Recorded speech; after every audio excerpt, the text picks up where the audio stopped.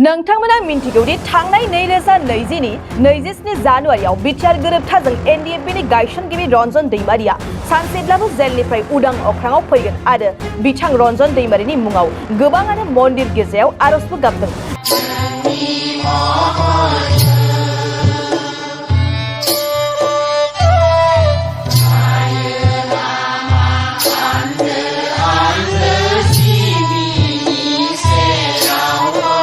नाथाय मैयानि सानाव रन्जन दैमारिनि फिन साजा फोसावनाय जाफिनबाय आरो बे साजायानो जाबाय फिन जेलाव जिउ जोबजासिम जेलनि साजाखौनो होफिननायनि राय खोनासंहोबाय आरो बेखौ लानानै बर' माहारियारि आफाद दुलाराय बर' फरायसा आफादाबो दुखु फोरमायदों आरो बिटिआरनि गाहाय मावफुं सोद्रोमा प्रमद बर' बिथाङाबो दुखु मोननायखौ फोरमायदों। बिनि अनगायैबो बारग' एनडिएफबिनि गोबां दैदेनगिरिफ्रा दुखु मोननायजों खुथारै खुद्रिनायखौ नुनो मोननाय जादों।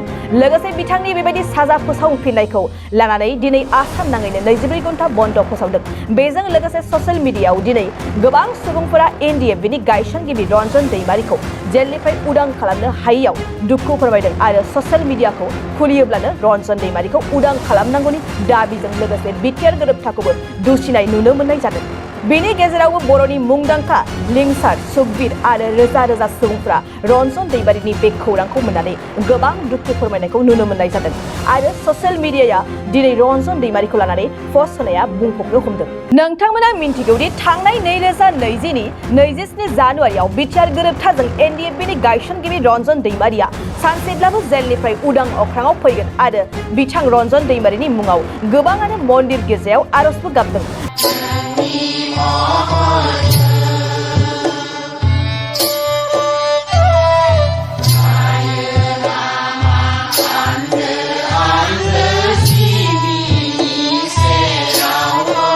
नाथाय मैयानि सानाव रन्जन दैमारिनि फिन साजा फोसावनाय जाफिनबाय आरो बे साजायानो जाबाय फिन जेलाव जिउ जोबजासिम जेलनि साजाखौनो होफिननायनि राय खोनासंहोबाय आरो बेखौ लानानै बर' माहारियारि आफाद दुलाराय बर' फरायसा आफादाबो दुखु फोरमायदों आरो बिटिआरनि गाहाय मावफुं सोद्रोमा प्रमद बर' बिथाङाबो दुखु मोननायखौ फोरमायदों।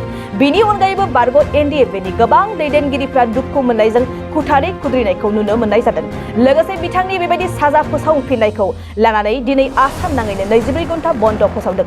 बेजों लोगोसे ससियेल मिडियायाव दिनै गोबां सुबुंफोरा एनडिएफबिनि गायसनगिरि रन्जन दैमारिखौ जेलनिफ्राय उदां खालामनो हायैयाव दुखु फोरमायदों आरो ससियेल मिडियाखौ खुलियोब्लानो रन्जन दैमारिखौ उदां खालामनांगौनि दाबिजों लोगोसे बिटिआर गोरोबथाखौबो दुसिनाय नुनो मोननाय जादों। बेनि गेजेरावबो बर'नि मुंदांखा लिंसार सुखबीर आरो रोजा रोजा सुबुंफोरा रन्जन दैमारिनि बे खौरांखौ मोननानै गोबां दुखु फोरमायनायखौ नुनो मोननाय जादों आरो ससियेल मिडियाया दिनै रन्जन दैमारिखौ लानानै पस्ट होनाया बुंफबनो हमदों।